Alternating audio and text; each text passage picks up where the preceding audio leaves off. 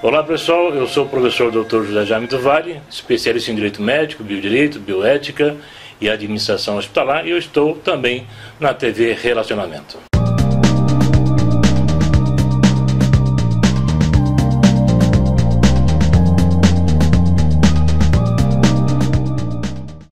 Olá internautas, iniciamos mais um programa Gestão Executiva e hoje nós temos a honra e a satisfação de conversar com um médico brilhante, Dr. Marcelo Acarini. Muito obrigado pela presença. Eu que agradeço pela presença aqui. Ok. Dr. Marcelo, conta aí para os nossos internautas um pouquinho sobre onde você nasceu e principalmente em que momento da sua vida que você falou assim, eu vou seguir a carreira médica.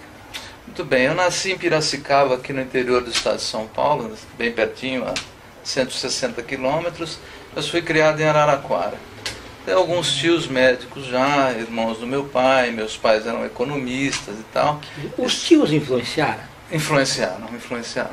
E você sempre tem aquela pretensão de ajudar as pessoas e acha aquilo bonito e tal.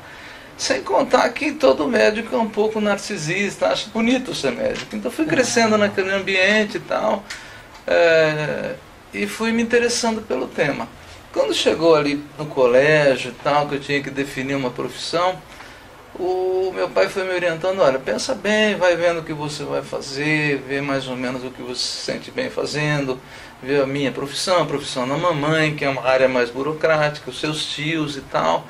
E eu percebi que eu sempre tinha uma tendência e uma curiosidade clínica e médica. Eu falei, olha, papai, eu vou fazer medicina, eu acho que é uma coisa bacana. Acabei indo para esse lado. Legal. E o negócio assim de sangue, essas coisas, você tinha medo de alguma coisa assim desse tipo? Não tinha medo, até porque por ter vários médicos na família eu já tinha noção de que você não necessariamente vai conviver a vida toda com sangue. Existem muitas especialidades na medicina que você tem especialidade que não tem nem contato com o paciente em si, né?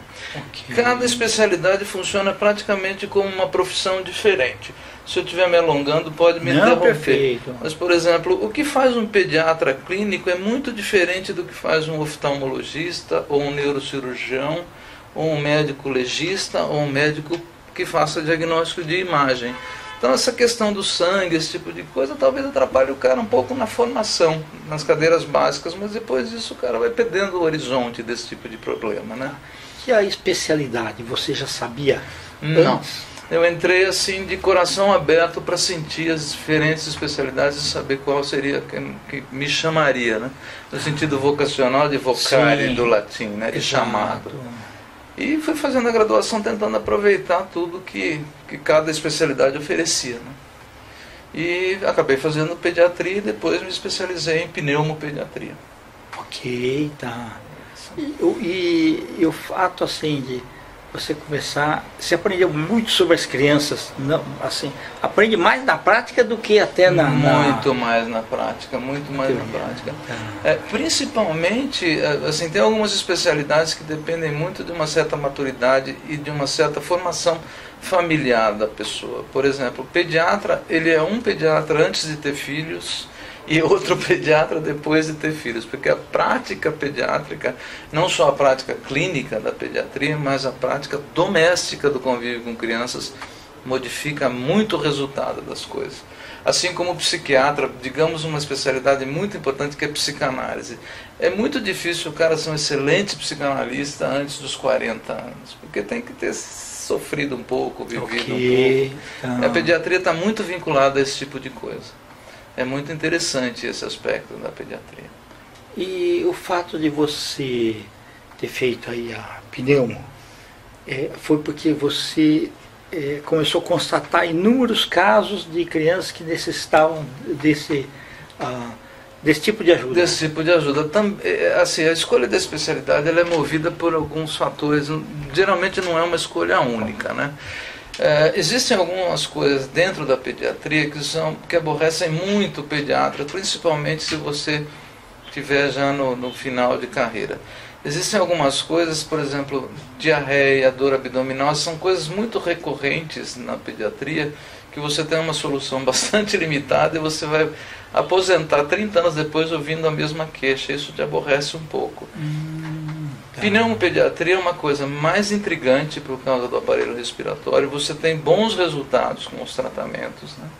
E foge de determinadas coisas que te aborrecem, né? Meu filho não come, esse tipo de queixa nutricional que demanda um convencimento, tudo isso no começo você está muito entusiasmado com a especialidade, você se curva a isso, mas você fazer isso por 30 anos é muito difícil.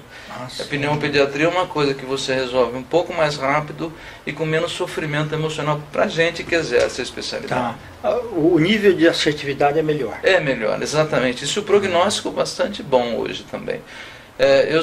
Hoje praticamente eu só trabalho com criança com asma, mesmo outras doenças respiratórias mais infecciosas, mais graves, eu já me dou o direito de não ter muitos mais casos. E hoje a asma é muito bem controlada, muito difícil uma criança morrer de asma hoje, você tem muito recurso terapêutico. Então isso me traz uma comodidade.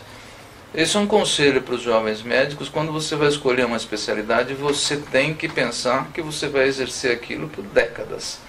Então, assim, uma coisa que é muito cansativa, é melhor você não abraçar se você não tiver essa perspectiva sacerdotal. Ok. Um cara que na época que tinha uma série chamada Plantão Médico. Sim. E eu dava palestras para ensino médio. Sim. Eu falava para as meninas: acho que eu vou fazer medicina. Eu falava: não pense que vai encontrar o George Clooney lá. Como se fosse é muito diferente. No filme dá tudo certinho lá, né? É muito diferente. Exato. Eu acho que quem pretende fazer medicina tem que dar uma passeada nos hospitais públicos e ver como é a realidade médica no Brasil. Aquele é o momento da verdade. Aquele é o momento da verdade. Numa cidade como São Paulo. Socorro, né? Socorro. Por exemplo, existem intensivistas pediátricos. Você, assim, praticamente em todo plantão, você tem que chamar um pai, uma mãe e dizer para eles: olha, infelizmente, apesar de tudo, o seu filho morreu. E isso, uma vez, é uma coisa. Por 30 anos, em todo plantão, é muito pesado. É verdade. Eu não consigo vislumbrar uma notícia que se possa dar a uma pessoa pior do que a morte de um filho. Não consigo vislumbrar. Eu não acho que haja uma notícia pior do que essa. Então, assim, você tem que pensar muito bem quando você vai fazer UTI pediátrica ou UTI neonatal, ou neuropediatria, em que você tem uma criança com paralisia cerebral que você vê que vai melhorar muito pouco, né? Então, assim, sempre que você vai fazer uma especialidade, você tem que pensar no futuro e no seu futuro também. Oncologia infantil é um negócio pesado, então eu procurei uma coisa que me trouxesse uma velhice menos amarga. Certo, não é verdade. Agora, o negócio tem aquele negócio, e muitas vezes a gente escutava assim: não, o médico tem que ser frio, né? Tanto para dar notícia. Sim. Porque você não pode absorver toda aquela carga emocional, né? Eu acho que frio talvez não seja a expressão. Sim, exato. Eu acho que tem que ter tem que técnico, ter serenidade. Né? Eu acho que talvez tem que ser sereno. O que não é fácil, porque você tem seus problemas familiares, seus problemas pessoais também. Porque acima do médico você tem a pessoa humana, né? Atrás tem, e você sofre também. Exato. Por isso que eu digo com relação à escolha da especialidade, porque você sempre, por mais sereno que você seja, um pouco daquilo você absorve. E é complicado, é complicado. Então. Você vê que eu tenho 55 anos, eu com 30 anos eu tinha todos os cabelos brancos. Certamente é por conta uma boa parte é por conta do trabalho, né? A genética, mas por conta do tipo de trabalho. Né? Nos primeiros anos você faz muito pronto-socorro, muito plantão de UTI infantil. E emocionalmente absorve. Emocionalmente absorve. É muito complicado. E essa incorporação vai continuando. Vai continuando. Hoje eu já me dou ao luxo de atender praticamente mais a parte ambulatorial, alguma outra criança internada que eu vejo de madrugadinha, como você me conhece. Certo. Mas assim, já não fico mais com a parte mais pesada da pediatria. Ok, então. No caso de quando você começou a clinicar, sim, até hoje, você acha que a medicina evoluiu bastante? Equipamentos médicos? Muitíssimo.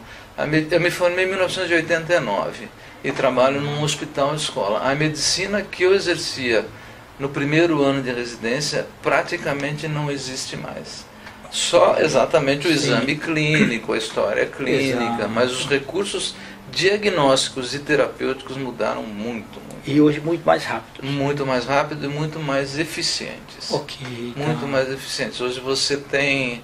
As pessoas têm uma tendência a dizer sempre achando que o mundo está péssimo, mas assim, o mundo sempre foi muito pior do que é hoje. Sim, é verdade. É verdade. Assim, as pessoas não conseguem comparar isso em termos de relativos, elas comparam só em números absolutos. Né? Imagina que era tratar um dente nos anos 10, né? E quando não existia necessidade. Exatamente. Então, assim, os recursos hoje são infinitamente maiores. O que as pessoas se ressentem, isso é uma verdade, o mundo jamais vai deixar de ter, isso pode ser minorizado, mas não resolvido, uma diferença social. Então, as pessoas de maior poder aquisitivo têm acesso à melhor medicina e as pessoas de menor poder aquisitivo têm acesso à pior medicina. Só que se você pegasse uma pessoa com uma determinada doença, em 1970, a melhor medicina dos anos 70 era muito inferior à pior medicina de hoje. Sim, então, assim, melhorou para todo mundo. O problema é a diferença social que sempre vai existir, infelizmente. Você pode achar um governo muito bem montado, num país rico que consiga minorizar isso, mas a diferença sempre vai existir. As pessoas veem essa diferença como uma falta de progresso. Não, o progresso vem para todos, só que vem distribuído diferentemente. Ok. E você acha que a internet ajudou a disseminar muita informação também? Ajudou a disseminar e ajudou às vezes a atrapalhar também um pouco. Porque depende da fonte, né? Daquilo da fonte. E é aquilo que eu tinha ouvido de você, nunca tinha ouvido de ninguém antes, achei isso muito inteligente da sua parte, quer dizer que a informação, que foi me dizer que a informação vai de maneira exponencial. Isso. E o aprendizado é de maneira linear. Essa informação exponencial, ela gera no fundo, ela gera uma desinformação para o leigo, porque não é uma sistematização de onde ele tira o problema da fonte, opiniões controversas que o cara não tem conhecimento técnico, por exemplo, em medicina, para discernir um do outro, é muito complicado. É muito complicado. Então ela ajuda, mas também atrapalha. Eu não demonizo a internet não, porque assim, é como demonizar a faca de serra de pão como um troço assassino. Claro que pode ser um troço assassino, mas ela serve para serrar o pão. A internet é ótima também, mas assim, é a maneira de usar que atrapalha. Né? Okay. E a tecnologia permite também uma melhor troca de informações entre os profissionais. Rapidamente você troca. Você tem assim, eu estou fazendo treinamento para assumir um serviço de crianças com HIV, que é uma coisa que começou quando eu estava entrando na faculdade de medicina, e hoje no Brasil é um dos melhores sistemas de tratamento de crianças com HIV no mundo, né? Do Brasil. E assim, as informações que você tem, os cursos via internet, você não precisa se deslocar. Estou com uma dúvida com uma criança, eu entro em todo o protocolo imediatamente, resolvo aquela questão de imediato, peço socorro para quem me treinou.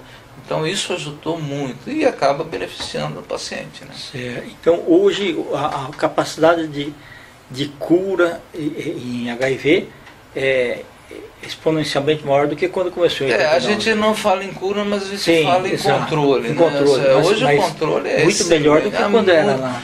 Não só no controle, como por exemplo, se a mãe tiver... Hoje uma mãe portadora de AIDS, ela pode ter filhos com segurança. Você consegue impedir que ela passe, porque ela gera uma criança com HIV. Um avanço fantástico. Tanto é que eu venho vendo os casos de criança com o que a gente chama de transmissão vertical vem diminuindo assim barbaramente, o que é uma conquista e tanto. Né? Conquista e tanto. Isso vem tudo por conta da ciência.